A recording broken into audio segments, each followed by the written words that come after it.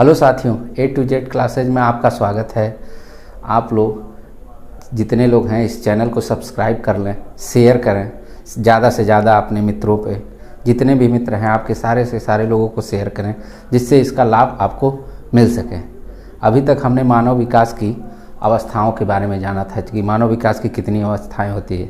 तो जो मानव विकास की मुख्य अवस्थाएँ होती हैं, किशोरावस्था, बाल्यावस्था, शैशवावस्था, बाल्यावस्था, किशोरावस्था, उनके बारे में हमने जाना, बताया आपको कि कैसे कैसे किस तरह से होता है। अब उसी कड़ी में अब अगले एपिसोड में आते हैं हम और बताते हैं कि मानव विकास के कौन कौन से कारक होते हैं। ठीक, तो मानव विकास के दो कारक होते हैं, एक वंशानुक्रम और दूसरा है वातावरण। आज हम लोग वंशानुक्रम के बारे में चर्चा करेंगे कि वंशानुक्रम होता क्या है, कि बहुत सारे लोगों को पता होगा कि वंशानुक्रम को होता क्या है। तो मैं आपको इस कक्षा के माध्यम से बता दूं कि वंशानुक्रम होता क्या है। वंशानुक्रम वो होता है कि जो हम अपने माता पिता से, अपने पूर्वजों से जो भी गुण पाते हैं वो वंशानुक्रम के अंतर्गत आता है। जितने भी हम एक्टिविटी करते हैं, जितने भी गुण हमारे अंदर आए रहते हैं, वो हमारे माता पिता, हमारे पूर्वजों यानी दादा दादी, परदादा दादी, माता पिता, उनके भी जो होंगे माता पिता, मतलब जितनी भी पीढ़ी अभी तक है, अभी तक ऊपर की जितनी भी पीढ़ियाँ हुई रहेंगी, वो सारे के सारे कुछ परसेंटेज में ही सही वो गुण कुछ न कुछ हमको मिले हैं। तो वही वंशानुक्रम होता है। एक पीढ़ी से दूसरे पीढ़ी में गुणों का ट्रांसफ़र होना ही वंशानुक्रम होता है। ठीक, ये वंशानुक्रम होता है। अब वंशानुक्रम के कुछ सिद्धांत होते हैं, उन सिद्धांतों के बारे में चर्चा करना बहुत ज़रूरी है, क्योंकि वो सिद्धांत आपसे पूछता है कि कौन सा वंशानुक्रम का सिद्धांत है, चाहे कौन सा वंशानुक्रम का सिद्धांत नहीं है, तो आप उसको आसानी से बता सकते हैं। तो जो पहला सिद्धांत है जीव सांख्यिकी का सिद्धांत, पहला जो है उसका नाम है जीव सांख्यिकी, जीव सांख्यिकी का सिद्धांत। इस सिद्धांत को गाल्टन महोदय ने दिया है। गाल्टन का नाम सुने ही होंगे, जो सबसे पहले बुद्धि शब्द का इन्होंने बताया था कि बुद्धि शब्द होता क्या है, सबसे पहले गाल्टन ने ही बताया था। तो इस सिद्धांत को गाल्टन महोदय ने दिया। गाल्टन महोदय की एक सबसे इम्पॉर्टेंट पुस्तक होगी, आपके एग्जाम में वो पूछा है, टेट में पूछा है, सुपर टेट में पूछा है। आप एक बार किताब उठा के, अपना पुराना सिलेबस उठा के, चाहे पुरानी जो आती हैं किताबें, उससे देख लीजिएगा कि क्या है। इसकी किताब का नाम है हेरिडिटी जीनियस, हेरिडिटी जीनियस। ये इनकी बहुत ही इम्पॉर्टेंट पुस्तक है जी। गाल्टन महोदय का ये सबसे इम्पॉर्टेंट पुस्तक है। अब जीव सांख्यिकी का सिद्धांत क्या होता है? ये जीव सांख्यिकी का सिद्धांत एक पीढ़ी से दूसरी पीढ़ी में, यानी जो हमको अपने पूर्वजों से, माता पिता से, पूर्वजों के पूर्वजों से जो गुण हमको प्राप्त होते हैं, वो जीव सांख्यिकी का सिद्धांत कहलाता है। ठीक, अब जीव सांख्यिकी के सिद्धांत में हम क्या कह सकते हैं, एक चार्ट के, आसान सा चार्ट जो आपके दिमाग पर फिट हो जाएगा, वो चार्ट हम आपको बना के दिखा दे रहे हैं कि उस चार्ट के माध्यम से आपको अच्छे से तैयार हो जाएगा। जैसे ये आप हैं, आप, यहाँ आप लिख दे रहा हूँ, यहाँ आप हैं। ठीक, यहाँ के आपको जो गुण प्राप्त हो रहा है, ये माता पिता, माता पिता, माता पिता से आपको 1/2। ठीक, अब बात करते हैं अब आपको दादा दादी से कितने गुण प्राप्त हो रहा है। ठीक, तो दादा दादी, इसमें 1/4, मतलब 1/4 आपको वो गुण प्राप्त हो रहा है। यही नाना नानी से, नाना नानी से भी आपको 1/4 ही गुण प्राप्त हो रहे हैं। ठीक, अब आपके परदादा से, परदादा, परदादी, इससे कितने गुण प्राप्त हो रहे हैं आपको? तो 1/8। और परनानी, परनाना, इनसे भी हमको 1/8 ही, मतलब इस तरह से आपको वंश के जो गुण हैं ये आपको प्राप्त होते हैं। इस रेशियो के माध्यम से ये जितने भी गुण हैं आपको प्राप्त होते हैं। ठीक, यही जीव सांख्यिकी का गाल्टन का सिद्धांत है। ये चार्ट आपको ध्यान रहेगा, आप प्रश्न को कर ले जाएंगे। दूसरा सिद्धांत है, बता रहे हैं,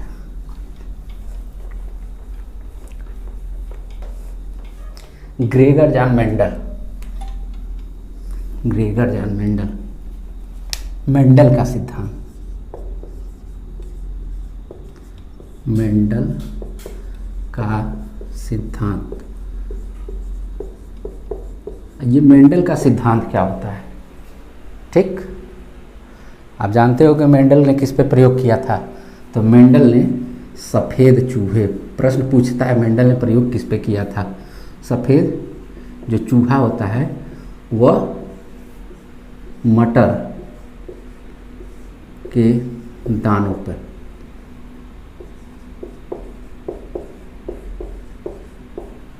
इस सिद्धांत को ग्रेगर जॉन मेंडल ने दिया था। इसको ग्रेगर जॉन मेंडल, मतलब इस सिद्धांत को मेंडल का सिद्धांत इसलिए कहा जाता है क्योंकि इस सिद्धांत को ग्रेगर जॉन मेंडल ने दिया था।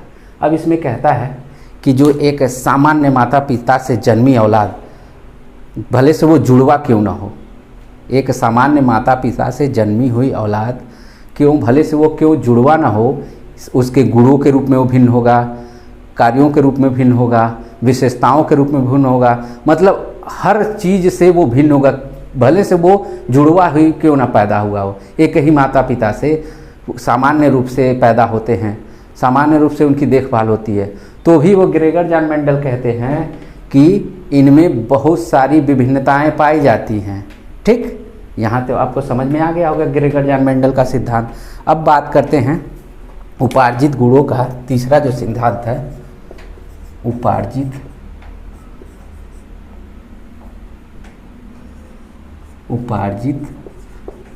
गुणों का असंचरण का सिद्धांत।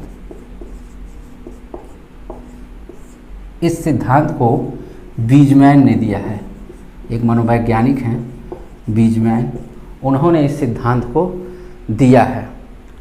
अब ये कहते हैं इस सिद्धांत के अंतर्गत कि जो भी वंशानुक्रम जो पितरैक होते हैं, एक पीढ़ी अर्जित, जो भी अर्जित चीज़ें होती हैं वो एक पीढ़ी से दूसरी पीढ़ी में ट्रांसफ़र नहीं होती हैं। जो भी चीज़ें हैं आप अर्जित किए हैं, जैसे आप गणित के टीचर हैं, अपनी मेहनत के बल पे गणित के टीचर बन गए, ठीक, लेकिन आपका बेटा वो गणित की एक योग्यता नहीं धारण कर पाता तो वो गणित का टीचर नहीं हो सकता। ऐसा कोई ज़रूरी नहीं है कि आप गणित के टीचर हो गए तो आप पीढ़ी दर पीढ़ी वो टीचर होता चला जाएगा। आपका बेटा गणित का टीचर होगा, पहलवान का बेटा पहलवान होगा, बहुत सारी उदाहरण हो सकते हैं कि ऐसा कोई नहीं चीज़ है कि इसमें कहा जाता है कि जो भी चीज़ आपने अर्जित किया है वो पीढ़ी दर पीढ़ी वो ट्रांसफ़र होगा, ऐसा नहीं है। ये ऐसा सिद्धांत है, इसमें कहा जाता है कि कोई भी ऐसे कार्य नहीं है कि जो अर्जित आपने किया हो पीढ़ी दर पीढ़ी ट्रांसफ़र हो। जैसे उदाहरण पहलवान का बेटा पहलवान, पहलवान का बेटा पहलवान, IAS का बेटा IAS, IAS का बेटा IAS, मतलब IAS का बेटा IAS नहीं हो सकता, पहलवान का बेटा पहलवान नहीं हो सकता। इसीलिए इसको कहा जाता है उपार्जित गुणों का असंचरण। असंचरण ध्यान दीजिएगा, ठीक, इसको असंचरण का सिद्धांत कहते हैं। अब अगले सिद्धांत पे आते हैं, चौथा, देखिए ध्यान दीजिएगा, उपार्जित, इसका भी नाम है उपार्जित गुणों का, यहाँ संचरण होगा, यहाँ अ था, यहाँ संचरण, संचरण का सिद्धांत। इसमें क्या, इसको सिद्धांत आप लोगों को पता होगा, लैमार्क ने दिया है, लैमार्क। लैमार्क के बारे में आप जानते ही हैं, ठीक। लैमार्क क्या है, किस तरह से लैमार्क ने अपना कार्य किया था। तो लैमार्क कहता है कि जितने भी हमने अभी तक गुण अर्जित किए हैं, जितने भी गुण अर्जित किए हैं वो एक पीढ़ी से दूसरी पीढ़ी में ट्रांसफ़र होता है। ध्यान दीजिएगा, जितने भी हमने गुण अभी तक अर्जित किए हैं वो एक पीढ़ी से दूसरी पीढ़ी में ट्रांसफ़र होता है। उन्होंने जैसे के रूप में बताया कि पहले जो जिराफ हुआ करते थे वो घास को झुक के खाते थे, घास को, वो पेड़ की टहनियों पे पत्ते नहीं खाते थे उठा के, सिर्फ जैसे आज के जिराफ दिखते हैं, पहले वो झुक के खाते थे, ठीक। लेकिन उनको आवश्यकता हुई कि हमको पत्ता खाना है, टहनियों से लेके पत्ता खाना है, तो उन्होंने क्या किया, उस गुण को अर्जित कर लिया। और धीरे धीरे उस गुण को अर्जित करते करते करते एक समय आज का ऐसा आया है कि आप जितने भी जिराफ देखते होंगे वो उनका सिर सीधा ऊंचा ही होता है और वो ऊंचे के माध्यम से वो भोजन कर लें, मतलब जिस चीज़ की आवश्यकता होती है उस चीज़ को वो प्राप्त कर लिए। इसीलिए वो उनका भी गुण, जैसे धीरे धीरे वो सिर को ऊपर उठा के पत्तों को खाना सीख लिए, तो वो एक अर्जित गुण ही था, पहले नीचे करके खाते थे। यानी एक पीढ़ी से दूसरी पीढ़ी में गुण ट्रांसफ़र हो रहे हैं, ठीक। इसमें कह सकते हैं गुणों का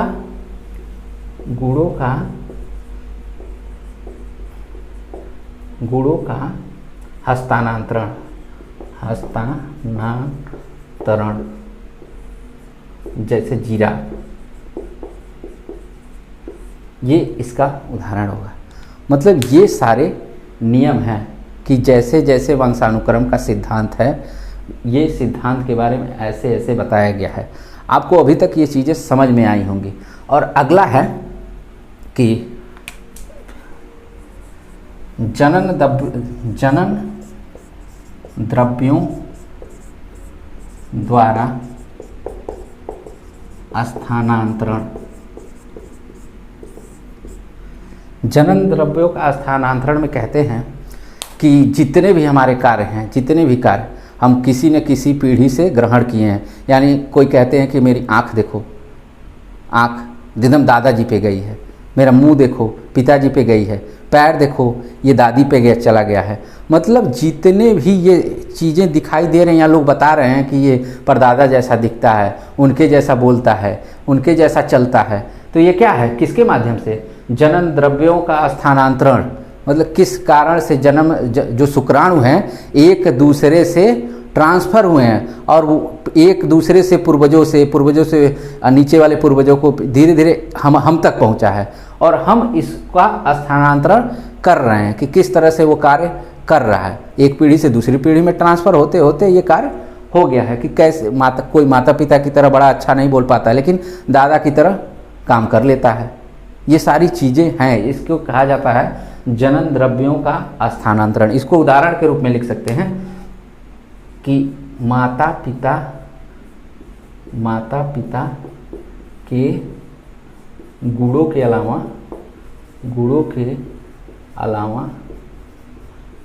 पूर्वजों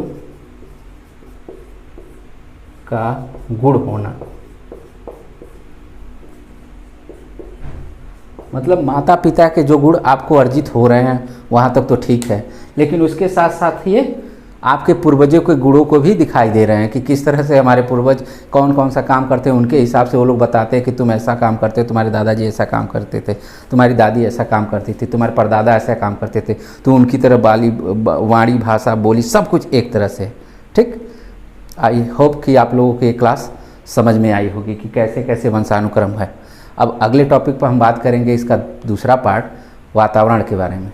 तो सभी दोस्तों से अनुरोध है कि हमारे चैनल को सब्सक्राइब ज़रूर करें और अधिक से अधिक लोगों को शेयर करें, क्योंकि जितने लोग अधिक से अधिक सब्सक्राइब और शेयर करेंगे, जितने पढ़ने वाले व्यूअर हैं उनको लाभ होगा। अभी हाल ही में बिहार की वैकेंसी आई है, उनके लिए तो ये सबसे इम्पॉर्टेंट है कि जो मैं अभी पढ़ा रहा हूँ वो इम्पॉर्टेंट चैप्टर है, बिहार वाले पूरी तरह इसका लाभ उठा सकते हैं। और यूपी टेट, सी टेट, अन्य राज्यों के जितने भी हैं, हम प्रश्नों को मैं वही चुनता हूँ जो आपके लिए उपयोगी है। मैं उन प्रश्नों को कभी नहीं चुनता जो आप लोगों के लिए निरर्थक हो।